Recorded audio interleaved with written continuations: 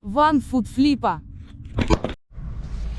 Hey, how's it going, everybody? Paige here, the 1-foot flipper. It is hot outside. I'm outside the dentist's office. Julie's inside getting some fillings done because apparently she ate too much candy or didn't brush her teeth enough. But I can't stay in the office with her. The chair, I can't sit in the chairs that they have back in the dentist's office. So I'm out here in the car. Thought I'd talk to you a bit. Getting a much later start because someone was idling a very loud rig in this parking lot for the last 20 minutes, so I lost all that time. Just couldn't make a video. Today we're gonna revisit video games, but in a different way. First I'm gonna talk about a video game store that keeps cropping up in my head or in my life. We're just gonna call it Timmy's Weeb Emporium. Timmy is an eBay seller of several years experience. He has now a 10,000 plus store of video games. Timmy has 400 solds in the last 3 months, many of which actually aren't video games. His random items are tending to sell better than his video games are, but let's not worry about that part. Let's worry about over a year ago when Timmy started. First time I encountered Timmy, he had about 1,000 video games in his store. Nothing was selling. He didn't know why. He didn't understand why. And I told Timmy, all your prices are too high. And people don't want. All your prices are too high. There's not a huge interest in import Japanese cartridges. Sure, the interest is out there. Timmy must be interested. That's why he's trying to sell them in the first place. But there's no premium experience to be had with those. You can't price them above what another seller has the Japanese cartridge at and expect to sell it. It doesn't work that way. Not at all. You've got to be competitive or else your item will never sell. Timmy thanked me for my advice. Said he's going to continuing to buy items for his store. Fast forward about 6 months later, Timmy has about 5,000 games in his store. Still selling basically nothing. Still pricing everything well above market. So, there's a Mary Kate and Ashley Olsen game for Game Boy Color. There's probably several of them, but this one particular, Timmy, in his Weeb Emporium, he has this game for $12.50 shipped. Other sellers have this game starting at $5 shipped. $5 shipped for a video game is a giveaway price. The seller is making nothing on that game after eBay fees. They're just hoping that somebody buys 2 games at once, and then they make money on the second game. But all of Timmy's games are priced this way.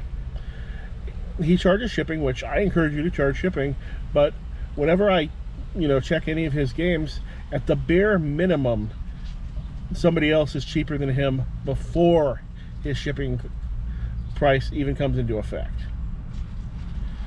I went over this again with Timmy, explained, hey, all your prices are too high. Stop buying, stop listing, go look at your prices. Instead, this is why your items aren't selling. Thank me for my advice. 6 months has gone by. He's instead continued, plowed another 6,000 games into his store, continuing to sell nothing or close to nothing, and started yet another thread on the eBay forums. This is how I keep finding out about Timmy. He's constantly starting threads on the eBay forums about how he's not getting any sales and how things are slow, and the people who actually look at his store is like, yep, because all your prices are too high.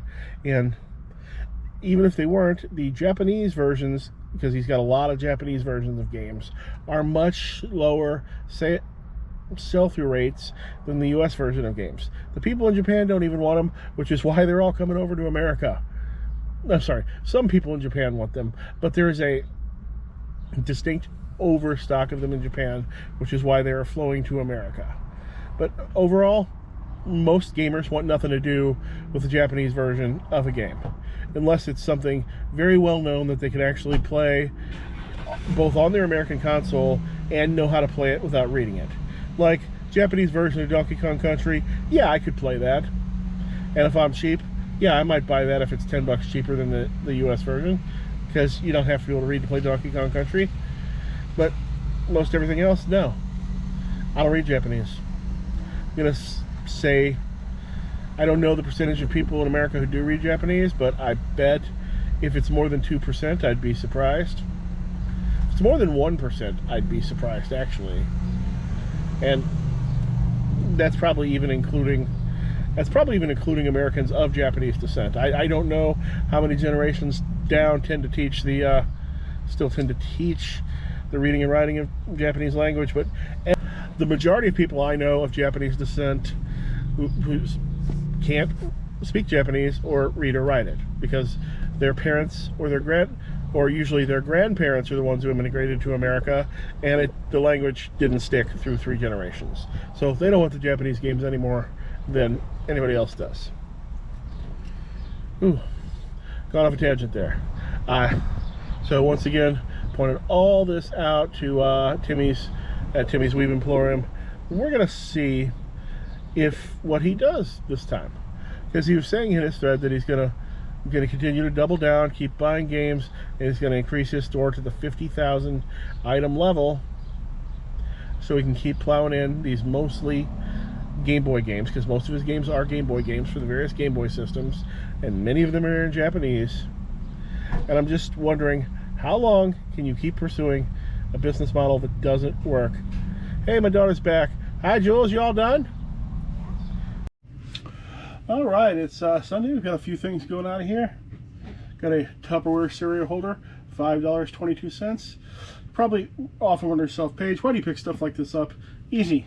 I can't stand up as long as you. Thus, I cannot limit myself to items that are only $20 or more, or such when I source. So when I see easy, sure thing, $5 and $10 items, I will pick them up because it's a sure thing. You, if you're healthier than I am and can walk better, have a full set of legs, you can source better than I can and can make more money than I can, which is just fine. Not jealous of you. Wofit dinnerware storage set. This is a whole bunch of things to hold 48 assorted dishes with felt protectors inside. There's multiple of these containers nested inside each other. So Goodwill bin's fine, $13.50. My wife is very proud she found this at the bins. It's an Eeyore mug, $19.40.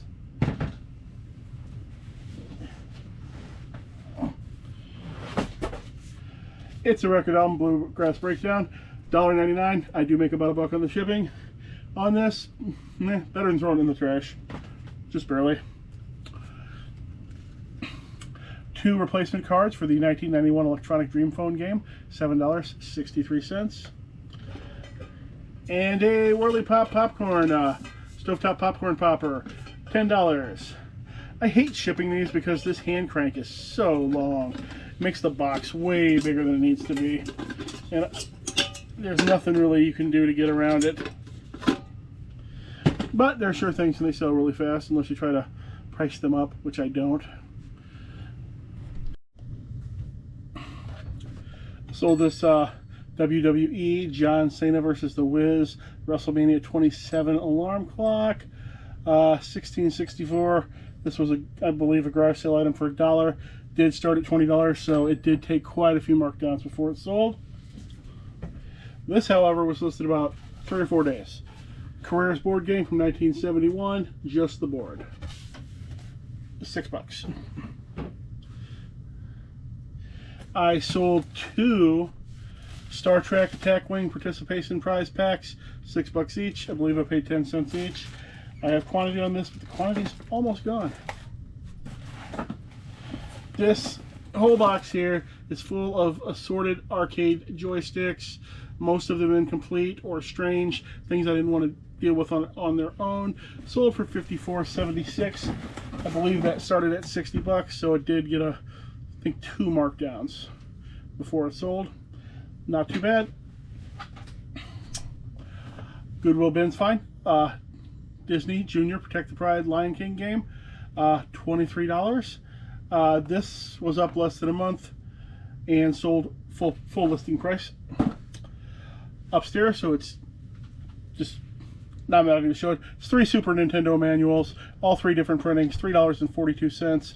This is one. It was, I believe, the oldest item in my store because I put this up at the very, very beginning, and think I only put it up for $4, so, but it went through some markdowns, and honestly, had I noticed it, I could have changed this to be in a category now that would have allowed me to send it with, but in an envelope with standard envelope shipping, but I didn't do that, so it's in the wrong category. So $342 plus shipping. Could have shipped in an envelope. Now it's got to go as a package. All right, what else we got?